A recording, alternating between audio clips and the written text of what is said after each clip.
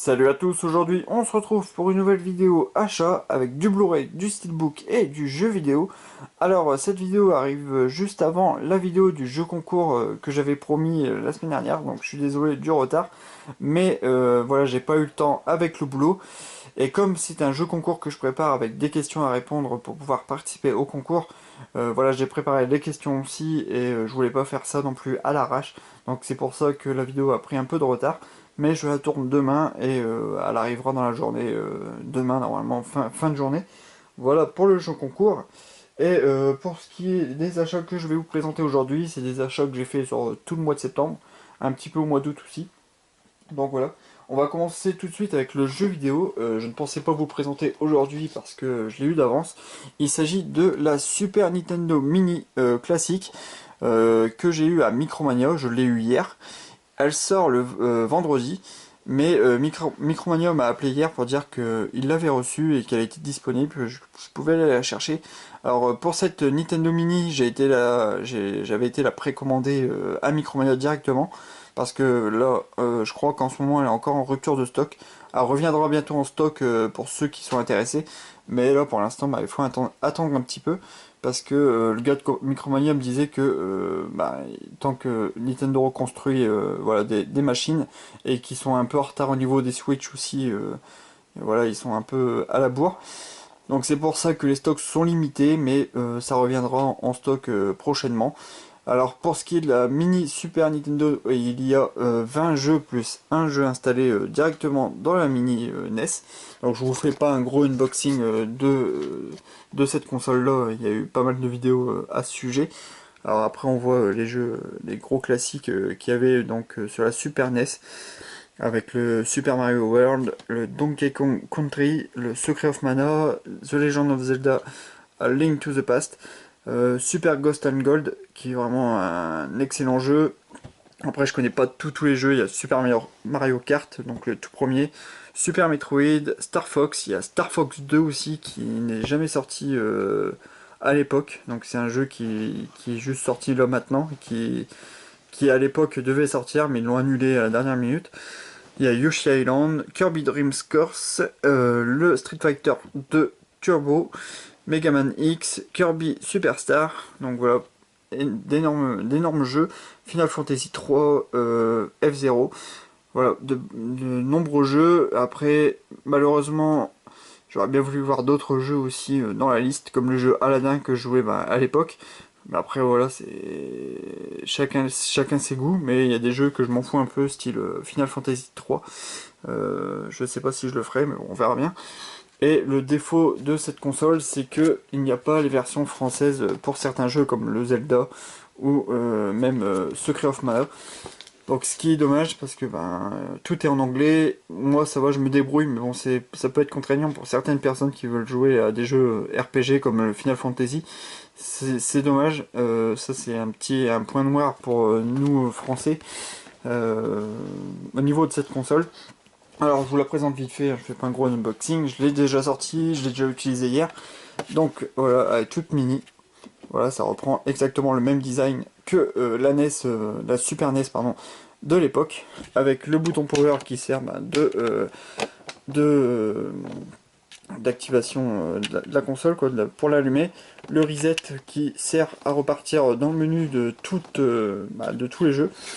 À l'arrière, donc on voit que c'est un truc HDMI, un fil HDMI qu'il faut pour pouvoir jouer, et puis un câble voilà, pour l'alimentation.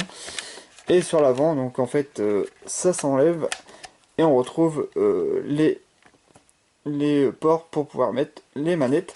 Donc les manettes qui sont au nombre de 2, donc ça c'est cool, parce que sur la première NES qui sont sorties en Super Mini NES, en NES Mini pardon, il n'y avait qu'une seule manette, et là ils ont sorti une deuxième manette, les deux manettes pour la Super Nintendo, donc c'est cool.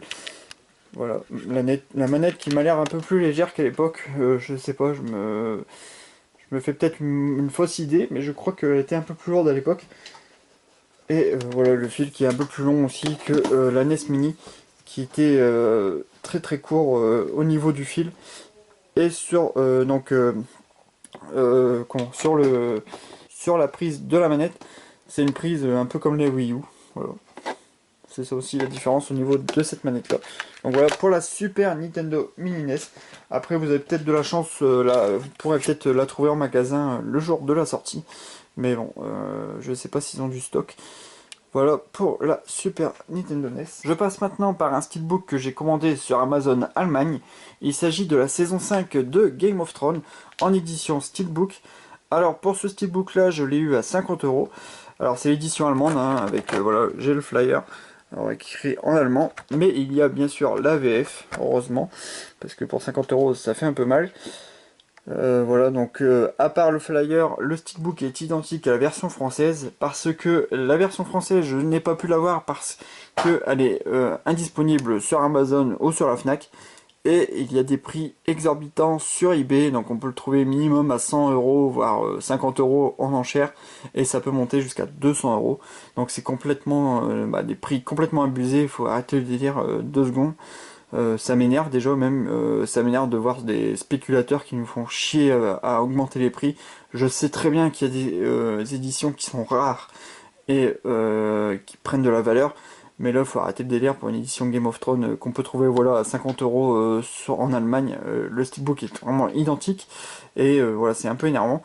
Mais sinon le steelbook reste dans la lignée des steelbooks qui sont sortis précédemment. Je vous ferai une vidéo voilà, sur la collection Game of Thrones en steelbook quand le 7ème sortira. Voilà, le 7ème a été annoncé en steelbook.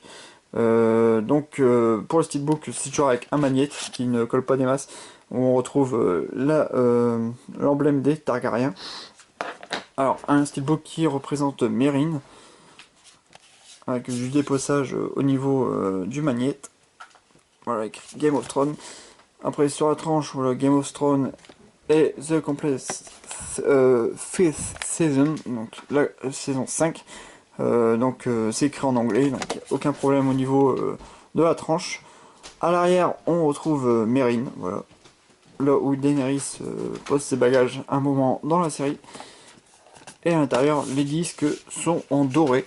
Donc je sais pas si c'est différent au niveau de la couleur des disques au niveau de la version française, mais ça je m'en fous. Voilà, il y a 4 disques. Je vais essayer de les enlever rapidement.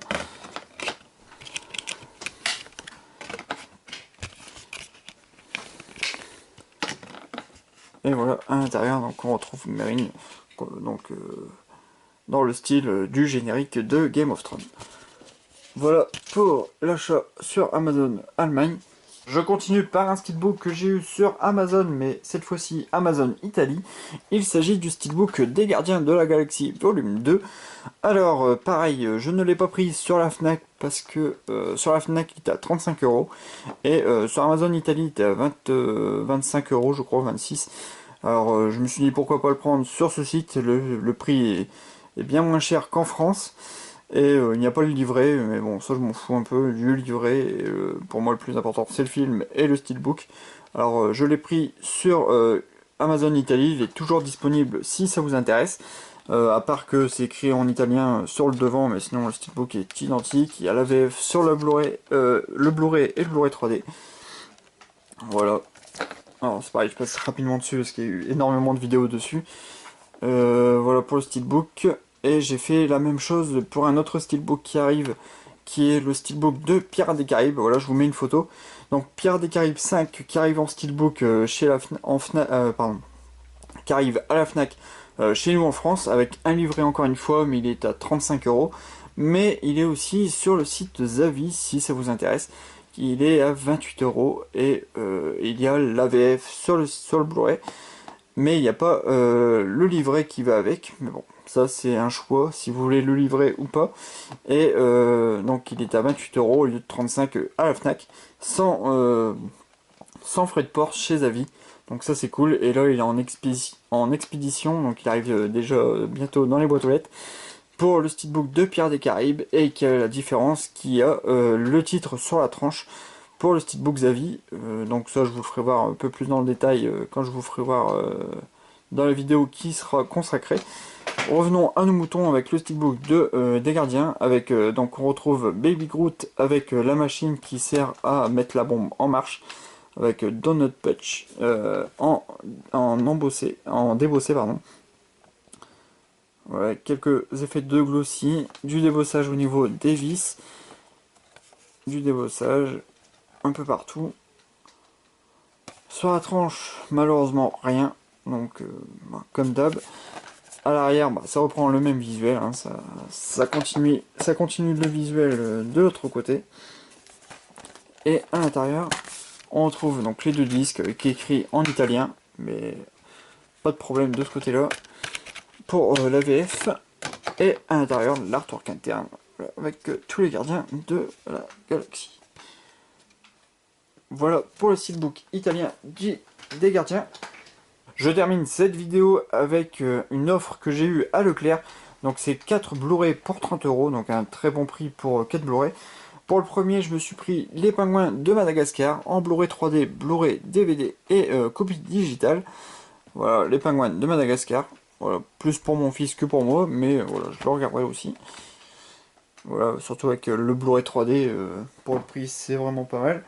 Après, je me suis pris un grand classique, le film Sixième Sens de M. Night Shyamalan, si je me trompe pas, avec Bruce Willis, vraiment excellent ce film, avec un twist à la fin mémorable. Voilà.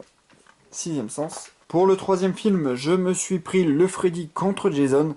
Alors, film que je n'avais jamais vu et que je n'avais jamais vu non plus dans les bacs Blu-ray. Et là, je l'ai vu dans l'offre, je me suis dit pourquoi pas, parce que ce film m'intéressait. Pour moi, je me suis dit c'est peut-être un bon film popcorn, voilà, un peu sanglant, avec d'un côté Freddy et de l'autre côté Jason. Je ne connais pas beaucoup ces personnages-là, je n'ai vu que le film Les Griffes de la Nuit, donc le film original de Wes Craven, et je n'ai jamais vu un seul Vendredi 13 de toute ma vie. Voilà, il faudra que je rattrape mon retard, mais je trouve que le coffret Vendredi 13, pour, bah, vraiment pour rassembler tous les films, c'est assez galère, je trouve. Après, pour Freddy, c'est plus simple, il y a un coffret qui existe, mais voilà, j'ai vu que les griffes de la Nuit avec Johnny Depp, même qu'on peut voir dedans. Et donc celui-là est vraiment pas sympathique aussi. Voilà, avec Freddy Krueger qui est toujours joué par Robert Englund. Et Jason, je sais pas si c'est toujours le même acteur. Après, c'est réalisé par le réalisateur de La fiancée de Chucky. Donc voilà, on peut retrouver un peu sa patte, un peu humour sanglant quoi. Donc voilà, Freddy contre Jason. Un bon film, assez gore quand même, qui est interdit au moins de 16 ans. Voilà, pour le troisième film. Et le dernier que j'ai pris pour l'offre, il s'agit d'un steelbook. Et il s'agit du steelbook du film L'Âge de glace 4, la dérive des continents en 3D. Avec un lenticulaire. Alors je me suis dit, bah pourquoi pas le prendre en 3D et puis en steelbook. Avec un lenticulaire avec Scrat, avec un bandeau de pirate. Après sur le steelbook, il n'y a rien de transcendant. Avec un effet un peu... avec un petit effet de lumière. Le steelbook est en mat avec un type cadre. Sur la tranche, donc voilà, les personnages, l'âge de glace 4, la dérive des continents 3D, le logo Blu-ray 3D et le logo de la Fox. À l'arrière, malheureusement, ben, c'est de l'inscription, mais bon, c'est pas bien grave pour le prix du Blu-ray quoi. Et à l'intérieur, donc, des sérigraphies différentes pour les disques. Et toujours avec notre ami Scrat, qui est vraiment délire. Et à l'intérieur, donc un artwork interne où on retrouve Scrat et son gland. Voilà pour le steelbook de l'âge de glace 4. Donc voilà, ça sera tout pour cette vidéo. J'espère que ça vous a plu. Donc on se retrouve demain pour une nouvelle vidéo, donc la vidéo du jeu concours. Voilà, restez connectés à YouTube pour pouvoir suivre cette actualité là. Merci de m'avoir suivi. À très bientôt les amis. Salut.